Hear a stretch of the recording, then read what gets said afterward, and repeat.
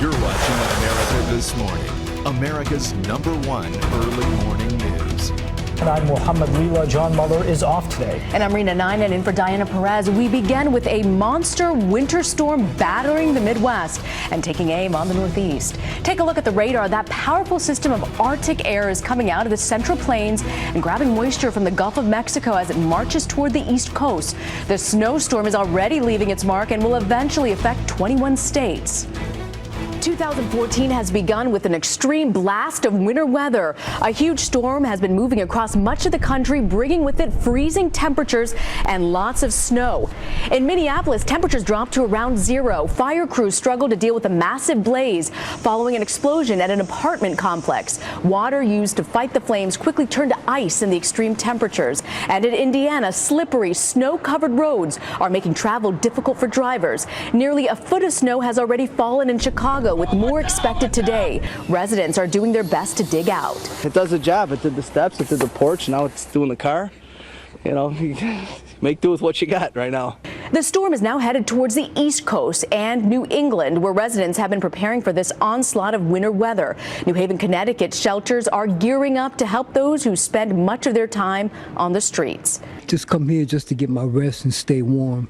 In Scituate, Massachusetts, repairs have been made to a seawall that was damaged in a storm last February. The problem is the tides are just huge. They're the highest that they can possibly be. And stores like this Lowe's in New Jersey are doing a brisk business as people stock up on shovels and salt to deal with the coming storm.